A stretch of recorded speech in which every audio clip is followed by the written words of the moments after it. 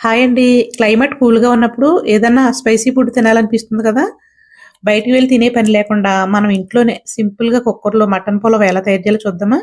Bachelors కూడా ఈజీగా తయారు చేసుకోవచ్చు.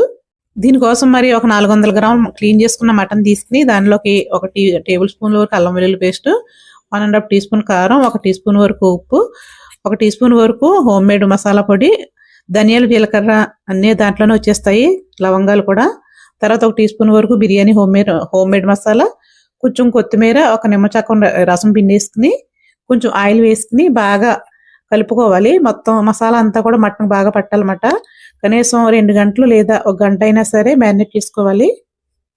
స్టవ్ పైన ఒక కుక్కర్ పెట్టుకొని ఒక 2 టీ స్పూన్లు నూనె, ఒక టీ స్పూన్ వరకు నెయ్యి వేసుకొని, కొన్ని బిర్యానీ దినుసులు వేసుకోవాలి. ఇవి ఉంటే ఇవి వేసుకోవచ్చు. తర్వాత ఒక 2 ఉల్లిపాయలు కట్ చేసుకొని పొడవుగా కట్ చేసుకొని వేసుకోవాలి. కొంచెం సాజీరా కూడా వేసుకొని ఇవన్నీ వేగిపోయిన తర్వాత ఒక టీ స్పూన్ వరకు అల్లం వెల్లుల్లి పేస్ట్ వేసుకోవాలి. తర్వాత మనం మ్యారినేట్ చేసిన మటన్ అంతా వేసేసుకొని ఒక నిమిషం పాటు వేయించుకోవాలి. ఒక 5 నిమిషాలు వేగిన తర్వాత కొద్దిగా వాటర్ పోసుకొని, ఒక హాఫ్ గ్లాస్ వరకు వాటర్ పోసుకొని ఒక 5, 6 విజిల్స్ వేయించేసుకోవాలి. మనకి 80% వరకు ఉడికిపోవాలన్నమాట మటన్ అనేది.